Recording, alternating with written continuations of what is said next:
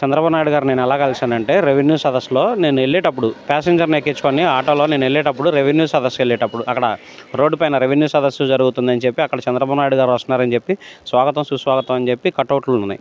ఆ కటౌట్లు చూసి నేను యాక్చువల్గా వెళ్ళే ముందు నేను మా బ్రదర్కి అంటే మా తమ్ముడికి మా అన్నకు కూడా ఫోన్ చేసి నేను చెప్పా, అన్న ఇలా జరుగుతుంది, నేను వెళ్తే ఏమన్నా పని అయిద్ది అంటారంటే ట్రై చేయి, నువ్వు వెళ్ళి నీ ప్రయత్నం నువ్వు చేయి, అవ్వచ్చు అవ్వకపోవచ్చు చెప్పలేము, సీఎం గారితో మాట్లాడే అవకాశం వచ్చిద్దరా అనేది మనం చెప్పలేం కదా, నువ్వు వెళ్ళి ట్రై చేయి అన్నారు. సరే అదేవిధంగా నేను వెళ్ళాను. సీఎం గారు సాయంత్రం 3:30-4 వస్తారంట.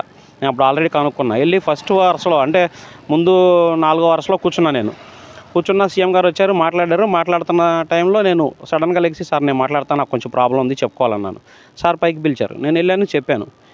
విషయం ఏంటంటే అక్కడ నాకు అవకాశం నేను తెచ్చుకున్నా, దొరికింది అవకాశం నాకు వచ్చినందుకు నేను చాలా సంతోషపడుతున్నా. సీఎం గారి దగ్గరికి వెళ్ళి నేను నా ప్రాబ్లం చెప్పా, నాకు రేషన్ కార్డు కావాలి సార్, ఇది హ్యాండిక్యాప్డ్ సర్టిఫికేట్ కావాలి, నేను అద్దె ఆటో తోలుకుంటున్నాను, చాలా ఇబ్బందిగా ఉందని చెప్పాను. నేను చెప్పిన విధానం బట్టి అంటే నేను నా సమస్య చెప్పాను కదా, ఆయన నా ఆర్థిక సమస్య అనేది అర్థం చేసుకొని నాకు ఆటో ఇప్పించడం జరిగింది. ఆ రోజు చెప్పారు కలెక్టర్ గారితో, ఈయనకి అర్జెంటుగా ఆటోను రేషన్ కార్డు మంజూరు చేయాలని చెప్పారు. కలెక్టర్ గారు నా డీటెయిల్స్ తీసుకున్నారు. 20వ తారీఖు మీటింగ్ జరిగింది. 23వ తారీఖు మధ్యాహ్నం 3:30-4 నాకు ఈ చేతిలో బోడే ప్రసాద్ గారు నాకు ఈ ఆటో ఆయన చేతుల పైన ఇవ్వడం జరిగింది. చాలా సంతోషంగా ఉందండి. ఆటో ఇప్పించడం మూలంగా నేను చాలా సంతోషంగా, అసలు నేను ఎక్స్పెక్ట్ చేయాలి సార్ నాకు ఆటో ఇప్పిస్తారని నేను ఎక్స్పెక్ట్ చేయాలి. నా ప్రాబ్లం చెప్తే నాకు రేషన్ కార్డు వస్తుంది, హ్యాండిక్యాప్డ్ సర్టిఫికేట్ వస్తుంది అని అనుకున్నా. హ్యాండిక్యాప్డ్ సర్టిఫికేట్ వస్తే ఏమైందంటే నేను ప్రతి నెల 6,000 రూపాయలు పెన్షన్ తీసుకుంటా. నేను ఇప్పుడు 6,000 రూపాయల పెన్షన్ అనేది ఎలా వచ్చిందంటే మనకి ఎవరిలో ఒకళ్ళు ఇచ్చినట్టే అది. నేను ఒకళ్ళ దగ్గర డబ్బులు తీసుకొని నేను చేయి చాచి బతికినట్టు అది. కానీ ఇప్పుడు నాకు సీఎం గారు ఆటో ఇప్పించడం మూలంగా నా సొంత కాలం మీద నేను నిలబడ్డా. ఇప్పుడు నాకు హ్యాండిక్యాప్డ్ సర్టిఫికేట్ ఇప్పించకపోయినా నాకు బాధ లేదు. ఎందుకంటే నేను రోజు ఇక పొద్దున్నే వెళ్ళి నా పని నేను చేసుకొని నా సొంత కాలం మీద నేను నిలబడగలుగుతా. నాకు అవసరం ఉండదు ఇప్పుడు.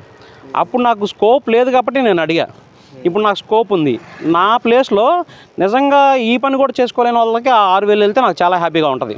నాకు సర్టిఫికేట్ లేకపోయినా బాధలేదు ఇప్పుడు. ఆ తర్వాత చాలామంది నేను ఈ వీడియో అప్లోడ్ చేసిన దాంట్లో నేను చూసా, కింద కామెంట్లు ఉన్నాయి, సీఎం గారిని రోడ్డు మీద వెళ్తా చూసి వచ్చి కలవడం అంత ఈజీయా, అంత తేలిగ్గా కలవచ్చా, డ్రామాలు, పెయిడ్ ఆర్టిస్టు ఇవన్నీ చెప్తున్నారు. నేను ఒకటే చెబుతున్నాను వాళ్ళందరికీ, ఈయన చంద్రబాబు నాయుడు గారు ప్రజల నాయకుడు, జగన్మోహన్ రెడ్డి గారు కాదు. ఎందుకంటే ఆయన పరదా పట్టాలు కట్టుకొని ఫెన్సింగ్లు వేసుకొని 100 మంది సెక్యూరిటీని పెట్టుకొని జనాలను కలవకుండా ఒకవేళ మీటింగ్ జరిగితే ఆయన స్టేజ్ 20-30 అడుగుల ఎత్తులో ఉండిద్ది, జనాలందరూ కింద ఉండి చేతులు ఊపుకుంటూ మాట్లాడాలి. ఇక్కడ అలా కాదు, ప్రజల నాయకుడు ప్రజల దగ్గరికి వచ్చి వాళ్ళ సమస్య తెలుసుకొని మాట్లాడతాడు. వీళ్ళు ఇంకా గత 5 సంవత్సరాల్లోనే ఉన్నారు.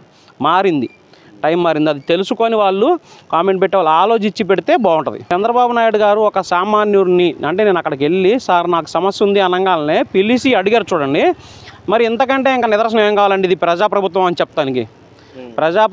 చెప్తానికి, అంతకంటే నిదర్శనం ఏం కావాలి? ప్రజల నాయకుడు అని చెప్తానికి ఇదే ఆదర్శ నిదర్శనం. నేను వెళ్ళి సీఎం గారిని నేను కలిసిన దాకా నాకు కూడా నమ్మకం లేదు, ఎందుకంటే సీఎం గారిని కలుస్తాను లేదా అక్కడికి వెళ్ళి మాట్లాడుతున్నప్పుడు.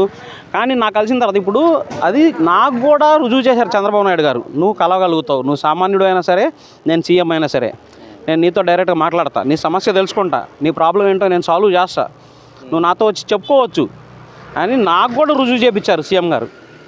అది దాని గురించి నేను చాలా సంతోషపడుతున్నా. సీఎం గారు ఇదే విధంగా ఆయన పరిపాలన ఎప్పుడు ఇలాగే ఉండాలి. ఇప్పుడు కాదు, మళ్ళీ ఆయనే సీఎం గారు రావాలి, ఆంధ్రప్రదేశ్ బాగుపడాలని నేను కోరుకుంటున్నాను.